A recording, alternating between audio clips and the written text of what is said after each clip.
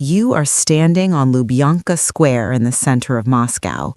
The wind is biting, carrying the kind of cold that cuts through wool and settles directly into your bones. In front of you is a massive yellow brick building. It is beautiful in a brutal, imposing way. 100 years ago, it was the headquarters of an insurance company. Then it became the headquarters of the KGB. Now it is the home of the Federal Security Service of the Russian Federation, the FSB. Thousands of people walk past this building every single day. They keep their heads down. They don't look at the windows. They know what happens behind those walls, or at least they know the ghost stories. You are not walking past. You are walking in. You are about to enter a machine designed to protect the state at all costs. It does not matter who you were yesterday. Once you cross this threshold, you belong to the apparatus. You are no longer a civilian. You are a shadow. Level 1, the applicant and the cadet. You do not just apply to the FSB, you are selected or you are born into it. Your father was an officer or your uncle was an officer, or a recruiter spotted you at a top-tier university studying law, foreign languages, or advanced mathematics. You fill out a mountain of paperwork, and then the vetting begins. It makes Western background checks look polite. They do not just interview your friends, they interview the neighbors of your friends. They look at your grandfather's Soviet service record. They look for any hint of foreign sympathy, any unapproved international travel, any whisper of political dissent in your bloodline. You sit in a sterile room strapped to a polygraph machine for 7 hours. A man who looks like he hasn't smiled since 1998 asks you questions about your sexual history, your gambling habits, and whether you have ever lied to your parents. You tell the truth because you realize very quickly that they already know the answers. They are just checking to see if you have the nerve to lie. You pass. You are sent to the FSB Academy on Machurinsky Prospect in Moscow. You spend 5 years here. You do not tell your friends from home where you are studying. You tell them you are at a generic civil service institute. You learn the law, but more importantly, you learn how the law can be bent, paused, or entirely ignored when state security requires it. You learn cryptography, you learn surveillance, you learn hand-to-hand combat, systema on a hard mat where instructors break your nose to teach you that pain is just information. You learn how to fire a Makarov pistol and an AK-74M until the motions are locked into your muscle memory. But the most important thing you learn is paranoia. You are taught that everyone is a potential threat. Foreign diplomats, businessmen, journalists, and especially your fellow cadets. You realize that you are being evaluated not just by your instructors, but by the men sleeping in the bunks next to you. By the time you graduate with the rank of lieutenant, your worldview has been fundamentally, permanently altered. Trust is a vulnerability. The state is everything. Level 2, the junior operative. Surveillance. Your first real assignment is grunt work. You are attached to the Directorate of Counterintelligence.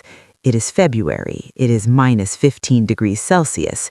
You are sitting in the passenger seat of a nondescript Lada Priora with the engine off so the exhaust doesn't give away your position.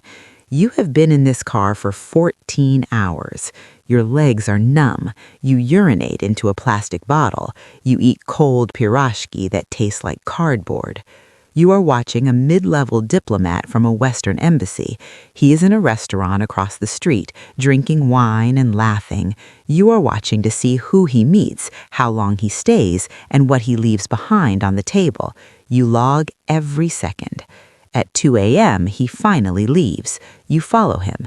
You do not follow too closely. You use a rolling backs formation with 3 other unmarked cars, trading the lead position so he never sees the same headlights in his rearview mirror twice.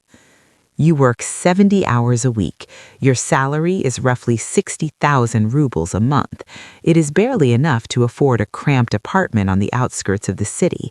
You have a girlfriend, but she is getting tired of you canceling dates because you are stuck on a surveillance tail. You can't tell her what you are actually doing. You tell her you are doing administrative work for the Interior Ministry. She thinks you are a bureaucrat. She thinks you are boring. You let her think that because being boring is the best cover you have.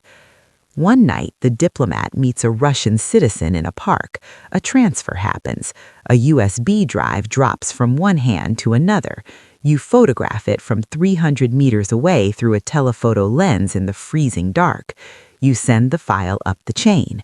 You do not get a medal. You do not get a bonus.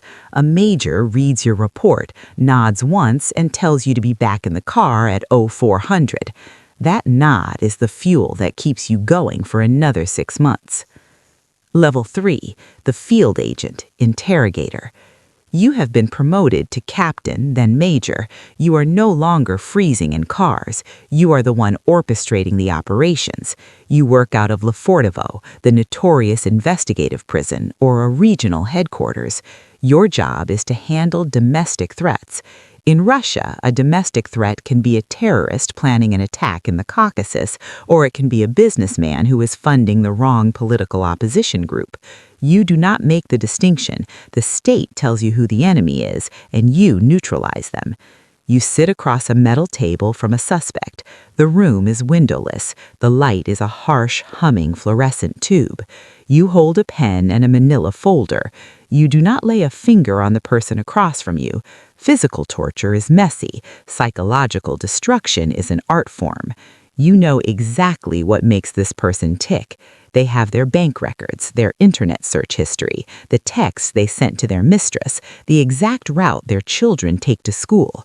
You speak in a calm, flat voice. You lay out the reality of their situation. You explain that if they cooperate, if they sign the confession, they will get a 10-year sentence in a penal colony and their family will be left alone. If they do not cooperate, you explain what will happen to their business, their spouse, their children. You watch the exact moment the hope drains from their eyes. It is a physical change in the human face. The shoulders slump, the breathing shallows. They sign the paper. You walk out of the room, hand the file to a clerk, and go to the cafeteria for a bowl of borscht. You feel nothing.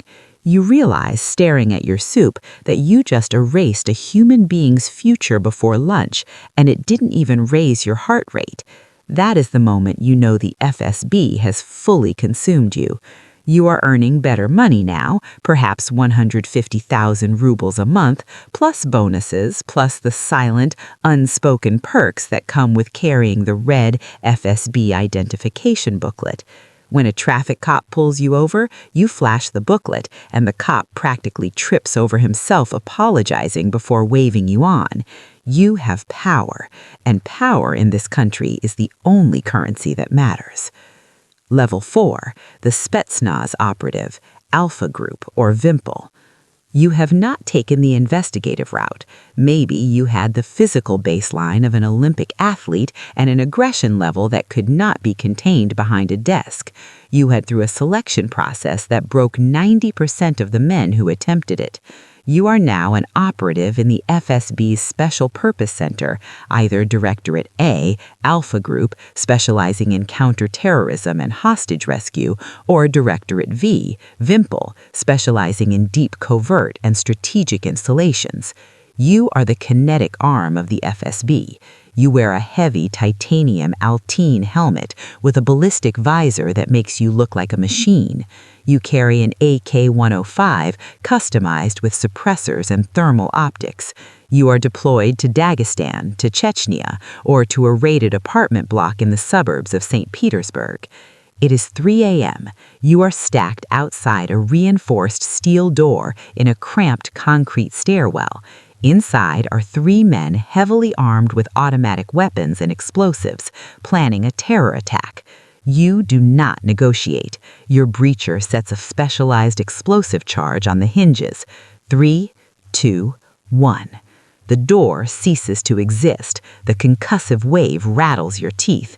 You flood into the room. It is absolute chaos, smoke, screaming, the deafening crack of rifle fire in an enclosed space.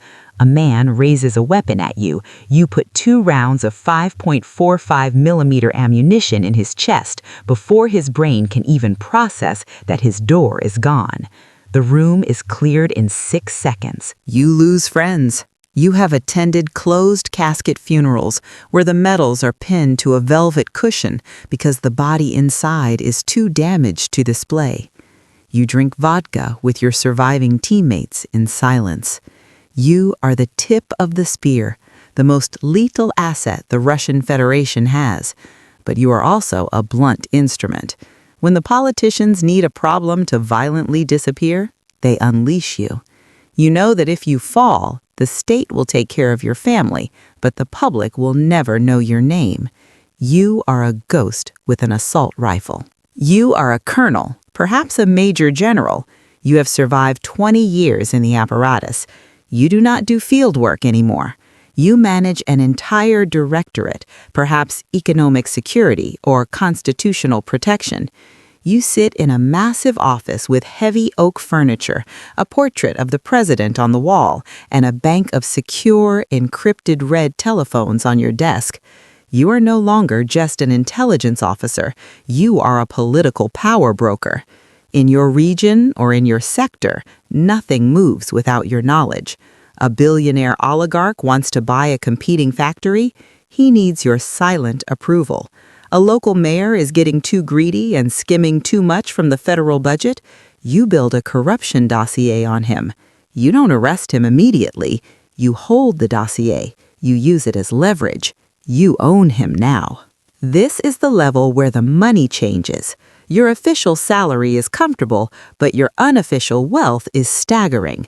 The lines between state security, corporate raiding, and organized crime blur into a gray fog. Businesses pay you protection disguised as consulting fees to shell companies.